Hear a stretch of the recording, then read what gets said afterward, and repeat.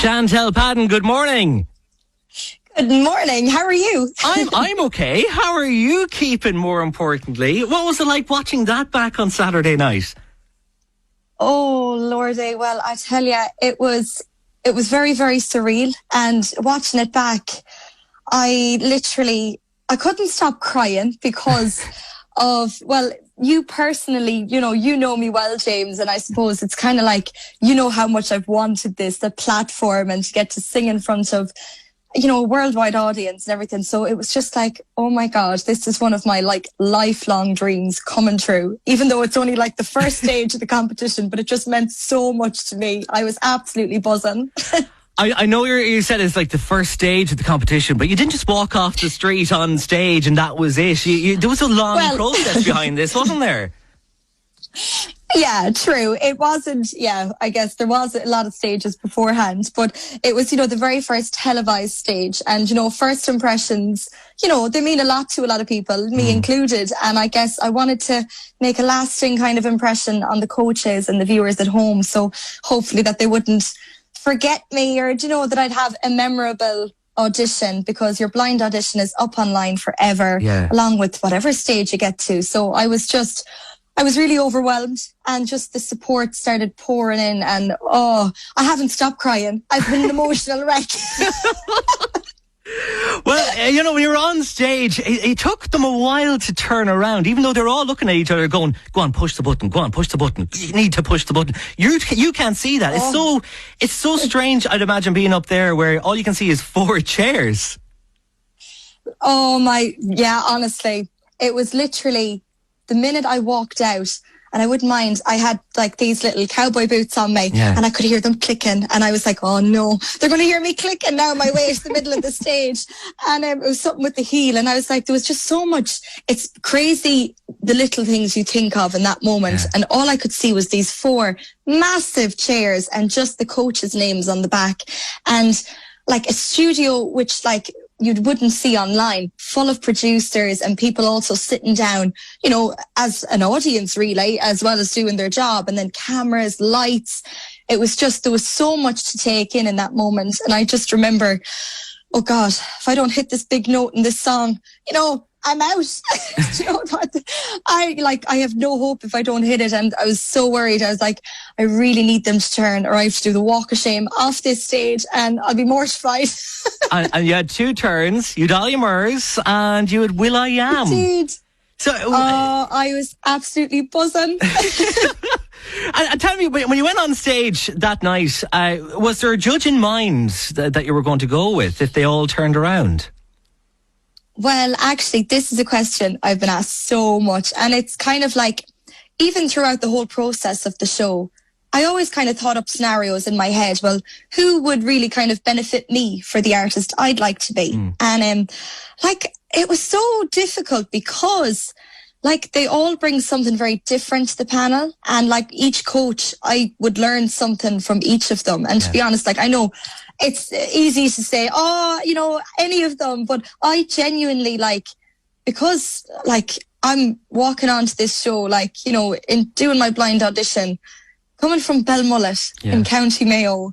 I was like, if any of these hear potential in my voice and they feel the need to turn, I will absolutely be delighted. And I was in no position to be picky, because each of them, you've got Will I Am, who's a massive producer in the USA. He is massive. He's worked with everyone from Miley Cyrus to Shakira, you name it. And I was like, do you know what?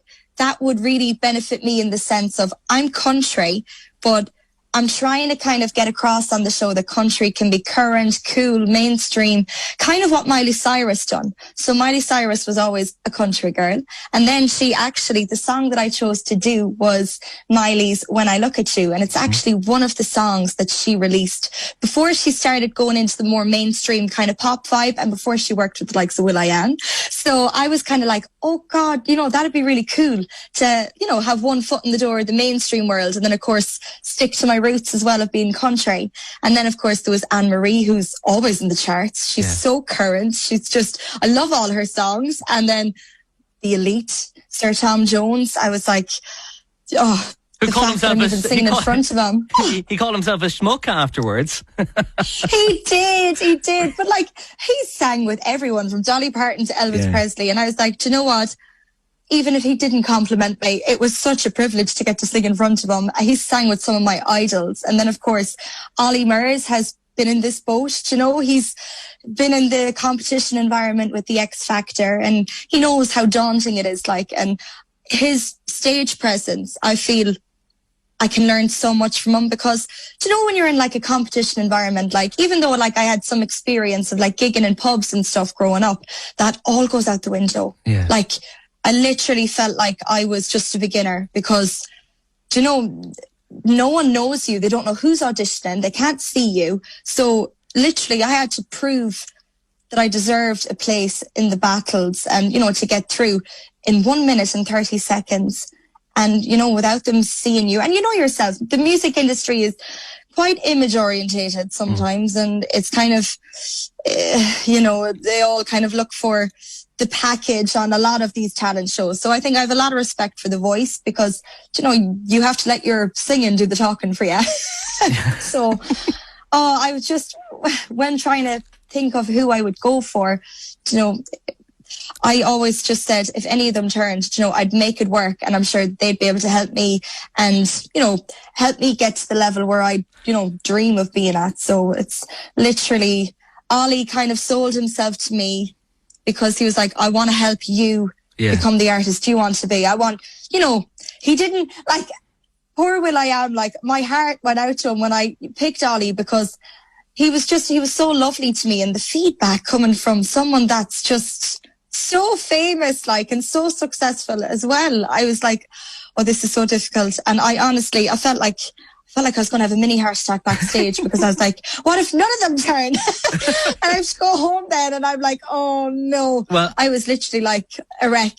You ended up with Ollie Murs, who went on social media afterwards on Saturday night, and he was delighted. Just listen to this. People question me on this Voice. Why did you not press your button? He was so good. Why did you not press his button? She's so good. I like to wait for the real talent to come. Chantelle. Amazing. So happy she's on my team. I tell you what, Team Ollie, this is going to be a third. You can see the third title coming, can't you? Yes, you can. He's absolutely delighted. Chantelle, he has you on the team. And we're so happy for you as well. And I imagine everyone in Belmullet shed tears on Saturday night watching one of their own on the TV. Oh. You started off really young, didn't you?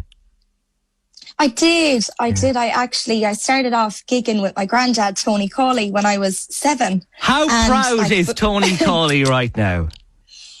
Oh, gosh. Don't you start. Don't you make me cry. Every time they mentioned him, I cried on the show. I think I'm just so happy that I'm finally getting to do something at the level I've dreamed of doing, because I've always said, I'd love to make something of myself whilst he's still around to see it, because it's for him that I'm doing it for.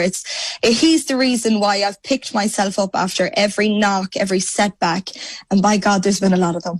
I mean, I've had zero luck in any competitions, even be it little like talent shows when I was in school or whatever, like, you know, where we'd go to represent St. Brendan's College. Oh, yes. I was there as well. St. Brendan's. And it's literally like, I have the worst luck ever. So I was delighted that I finally got a yes for once, and that, you know, these amazing people and all the viewers at home, like, I'm just delighted I got to perform in front of them, and I really hope everyone liked what they heard. I'm trying to fly the flag for us, and it's tough. I'm the only Irish one so far that's on the show, and well, from what I've been told, I'm the only Irish one on it. So as you know, the blinds are pre-recorded, but I know I think there was a girlie from the Philippines who moved to Dublin with her family, and she auditioned, and she didn't get a turn. I genuinely thought she was brilliant.